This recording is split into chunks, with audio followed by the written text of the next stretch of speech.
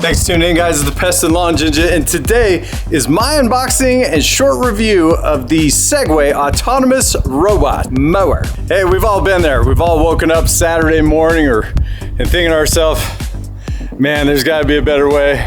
I ain't got no time to go out on the lawn. I don't got time to mow this thing. Well, the good news is Segway came out with a better way. They now have an AI robot mower and mows in a traditional mow pattern. Personally, I've held off for a little while on the autonomous robot mowers because of the need to put in a perimeter wire. These new autonomous robots, like the Segway Navimow, do not require that, which is huge for me. And I'm so excited. Let's get to the unboxing.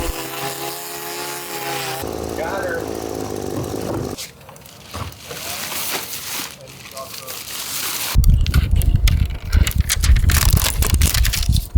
It's so satisfying. So here's what the kit comes with. It comes with an antenna stand, stakes to keep it secure.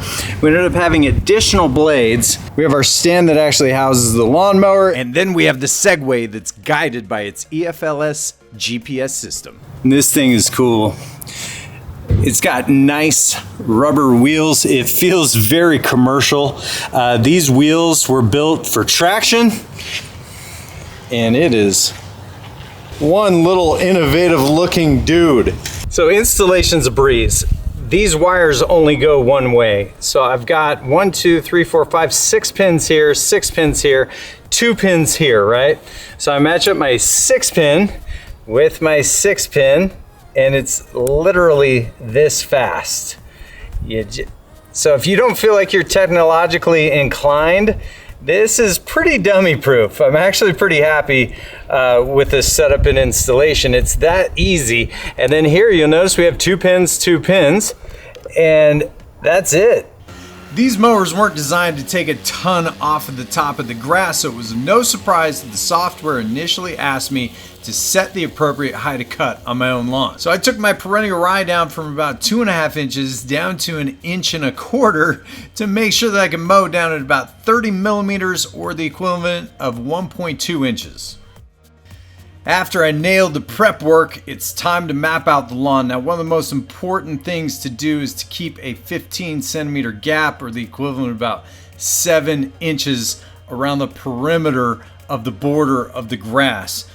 Now, the reason why this is so important is because the Navi moves almost like a zero-turn mower, and if it doesn't have enough space to turn, it could potentially fall into areas I don't want it to and get stuck.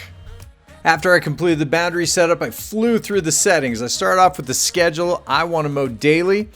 And then I adjusted the height of cut. I went from 60 millimeters all the way down to 30 or 1.2 inches. And then I turned the rain sensor on, just to make sure I'm not mowing when it's raining. Scrolled quickly down to the bottom to turn on my anti-theft options. Adjusted my geofencing and made sure that Find My Mower was turned on.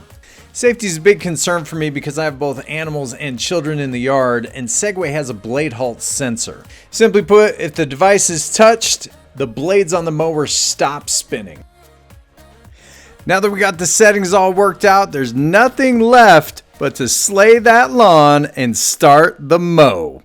One of the biggest draws for me towards this Segway is that it uses a systematic mowing pattern. You'll notice this type of mower will actually go around the lawn a couple of times first, and then it's going to go back and forth in a traditional mowing pattern as if you were mowing the lawn. This significantly improves the cutting efficiency and leaves fewer tracks on the lawn. As far as cut quality goes, the Navimow was designed as a mulcher, which is the healthiest thing for your lawn. It's awesome. It's meant to cut the tips of the grass very fine, so that way it gets decomposed back into the ecosystem. It's got a series of razor blades on the bottom. In an effort to maintain these blades, I'm scanning the lawn about once a week, just to make sure that there's no gravel, rocks, or wood chips that are gonna make those blades dull, but I'm also planning on changing those blades about once a month. Now, this mower is ridiculously quiet. If I'm inside, I've already forgotten about it. If I'm outside, I've gotten used to it to the point where I don't notice it too much unless it rounds a corner, and then I can slightly hear it. And I look over, and it kind of makes me happy that it's working, and I'm not. Just like any hard worker out there, the Navimow needs bath every now and then. It does accumulate grass, especially if it's mowing when the grass is wet. So luckily for us, it is IP6 waterproof, which means it can definitely take a bath without having any issues. Now this mower is packed with a ton of technologies and it is designed to go around items that get in its way. Now, as far as dog poop goes, I still don't know if I trust it. I really haven't tested that out because I didn't want to deal with the cleanup. But when it comes to my dog and my kids leaving larger items on the ground, it does see them and it does go around them. Especially when it comes to the trampoline, we're always moving that around the yard. It's always detecting the legs of the trampoline, making the proper adjustments and completing the mow. When it comes to obstacles such as trampolines, I haven't had too big of an issue, but you'll notice it's going to have some boundary issues. This grass right here is longer, about 6 inches out, and that's about the price you pay. Not a big deal considering I'll be moving the trampoline about every 3 to 5 days. However, one big issue, when I get too tight setting my boundary areas, old Navi here is not super happy. You can see him blinking. He's been digging in the dirt for a little bit. Navi down! Now I've run into this a couple of times because I've been testing the boundary setup. Now I've set my boundaries really close and I've set them really far. Now what I can tell you is that ruler that you attach to the Navi is imperative. If you typically follow the rule of staying 7 inches out, you're gonna be okay.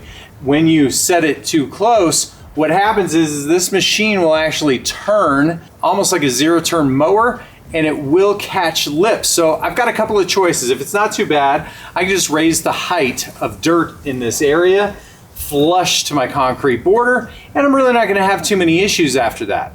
Or I can redo the boundary, which I would highly recommend that you do. Just go back through the setup, be a little bit more careful about taking 7 to 10 inches out. And the other awesome thing about the Navimow is that it changes directions. The other day, it was mowing this direction, and now today, we are mowing diagonally, and I didn't even have to set that up in the settings. Changing mow directions is so beneficial. It avoids ruts and wheel marks and tracks in your lawn. The Navimow most certainly frees me up to do a lot of other things. However, I still have to weed whack the edges about once a week. Let's go ahead and talk about a sensitive subject, shall we? And that is the price. A lot of people freaking out about the price. But at the end of the day, you have to remember, if you're going to be hiring a local company to do an average size lawn, you're going to be paying $50 per mow. Times that by about 7 months or 30 mows, you're going to be spending $1,750 over the year. This device comes with one incredible warranty as well. So the battery's warranted for a minimum of 2 years. Now, using a device for a week really isn't going to tell me everything, but what I can tell you is the hardware itself is awesome. And I've used technologies like this in the past, and one thing that I could tell you, the software means a lot. And dealing with a company like Segway, they're going to be on top of the updates, the known issues, and everything that comes with a wireless perimeter-free robot mower. So I anticipate this piece of hardware is just going to get better and better as the software improves. But guys, if you have any questions, comments, or concerns, hit me up in the comments down below. You know I love to help you guys out. Till next time, guys, it's the Pest and Lawn Ginja. We're slaying lawns.